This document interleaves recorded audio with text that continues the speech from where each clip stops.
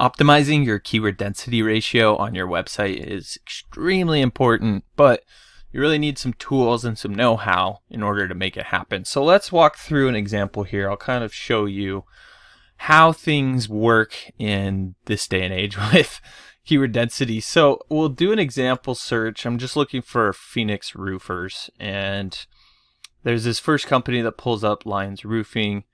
And then it's some directories and stuff. And then we have this other company, Scott's Roofing, which is ranked considerably further down the page. And we're going to take each of these and use this SEO book keyword density checker. I'll leave a link down below where you can get signed up and use this tool.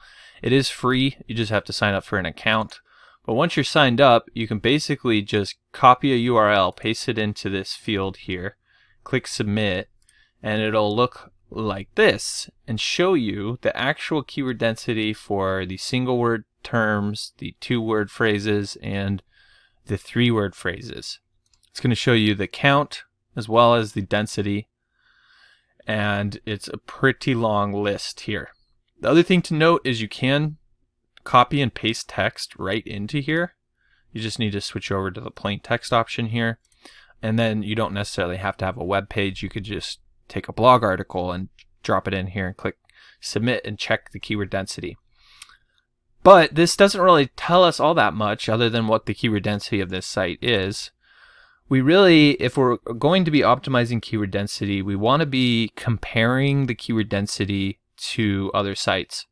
What I mean by that is the top ranked organic site on Google is there because its keyword density is the way Google thinks it should be, right? Otherwise, it wouldn't be ranked at the very top of Google. If the keyword density was off, it wouldn't be showing up here.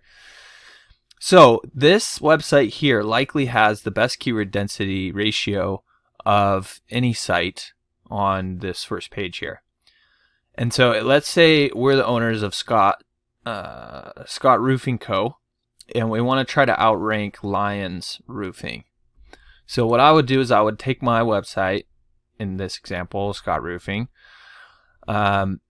which is not actually my website, but I would put it in here, do a scan, and we can see that roofing has not quite a bit, but a bit higher density on this website. So it's 4.68%. This one, it's only 3.75%. And with keyword density, what you're ultimately trying to avoid is keyword stuffing. Right? That's like the biggest no-no.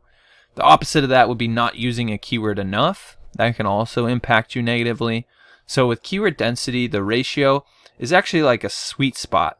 Not too much, not too little. It needs to be just right in order for it to work right. But how do you know how to get it just right? Well, the way to do that is to take the top ranked site for a keyword that you're trying to rank for, like this site here, put it in here, and now we have a model of what we're trying to go after. So if Scott's Roofing was the site we were doing SEO on, we would probably want to reduce the term roofing a few times. It looks like maybe it's used too much because of the business name. So the best thing in this case would probably be to just remove the business name a few times from the homepage of the website, which would bring down this to, closer to where this one is, 3.75. And then for the business name, we probably only want it used about 2.83% of the time. And by bringing those two down, that might have a pretty considerable impact on how Google sees the optimization of our page. Because right now, it might be thinking we're trying to stuff the heck out of the keywords and just show Google that, yeah, we're a roofing company in Phoenix. Check it out. We're using roofing 1,000,000 times on our page, But that looks shady and not real to Google, so it's going to actually drop you down in the search result rankings, which could be potentially what's happening here.